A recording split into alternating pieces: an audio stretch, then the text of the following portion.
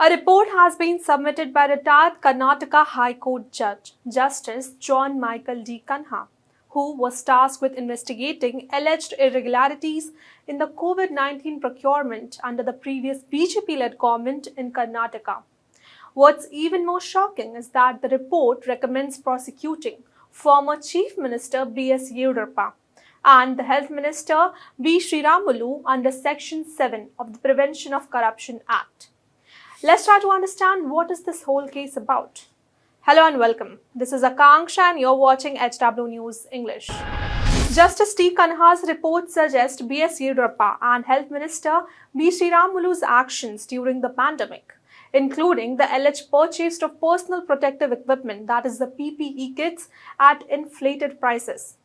This may have breached the section of Prevention of Corruption Act, raising questions about the transparency and accountability in the government procurement during the critical period like COVID-19. According to reports, these allegations stem from decisions made in early 2020 when the pandemic was first surging. At that time, the BJP government, led by Yediyurappa, authorized substantial purchases of the PPE kits, medicines, and other medical supplies. Surprisingly, these orders predominantly sourced from Chinese companies like DHB Global and Big Pharmaceuticals. Now, what raised eyebrows is that the price was significantly higher than those quoted by the Indian suppliers. For instance, the local firm Plastic Search Industries initially offered the kits at Rs 330.40, later increasing it to Rs 725. However, the government procured kits from DHB Global at Rs 2,117.53 per unit, nearly 3 times the price from the domestic sources. Justice T. Kanha's Commission's report highlights the lack of competitive bidding in these orders.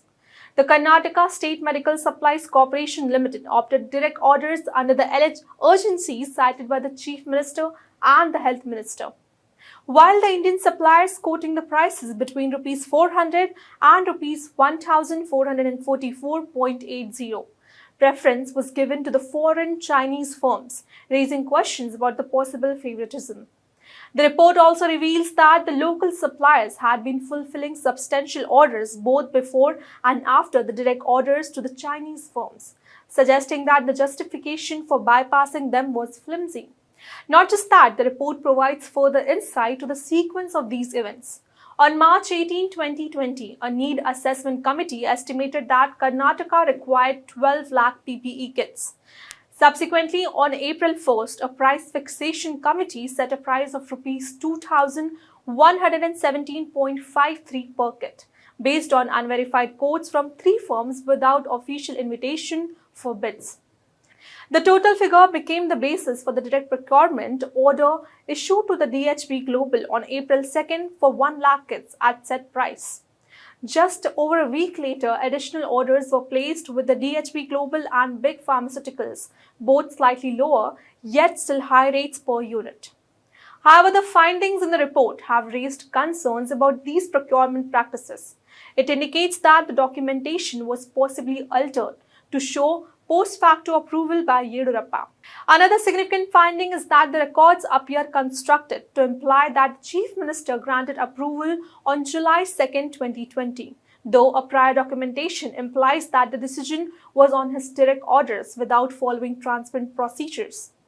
Justice T. Kanha's findings portray the entire process as lacking transparency, with suggestions of arbitrary decision-making tainted by potential fraud. Meanwhile, recommending prosecution under Section 7 and 11 of Prevention of Corruption Act for criminal breach of trust, the Commission advocates for disciplinary action against certain officials involved. For that, one such official, G.P. Raghu, then financial advisor in the Medical Education Department, has been already suspended. This followed the accusations of bypassing the Karnataka Transparency in Public Procurement Act and issuing direct purchase orders without government approval. Furthermore, the Commission found possible manipulations in the records to justify the selected foreign suppliers. For example, in one such instance, DHB Global was chosen over Big Pharmaceuticals despite offering higher rates, which the report suggests that may reflect undue favoritism, causing financial losses estimated at Rs 67 lakh. Altogether, the financial impact of these irregularities may exceed Rs 150 crore. However, the interim report submitted to the Congress-led government on August 31st has led to the immediate government action.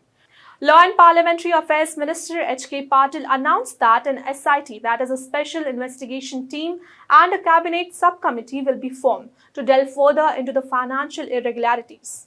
Amidst this, Minister Patil confirmed that the recovery process would commence, including blacklisting firms implicated in the alleged wrongdoing. On prosecution over the Karnataka COVID scam, Yediyurappa said no need to worry about the COVID-related prosecutions. We followed all the legal protocols during the pandemic. Their actions are politically motivated and pointless. I am confident that I have done nothing wrong. Any investigation will reveal the truth. Congress is simply trying to dig up the past, he said further. While Karnataka's Health Minister Dinesh Gundu Rao accused Yediyurappa and Sriramulu of exploiting the pandemic for personal gain, he emphasized that the report's findings corroborate opposition allegations raised during the BJP's tenure. Rao assured that the investigation's aim is transparency, dismissing the claims of political vendetta.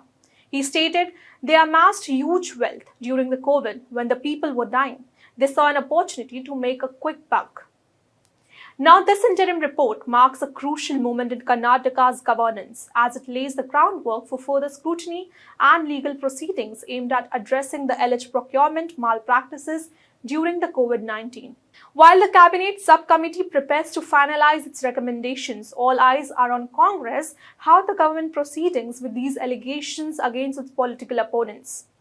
That's all for this news report. Till then, keep watching HW News English and also download our app HW News Shorts for the latest news and updates. Stay ahead with our cutting-edge news app. Instantly access the latest shorts in just 1 minute and breaking news in just 50 words. Download now for a smarter, faster news experience.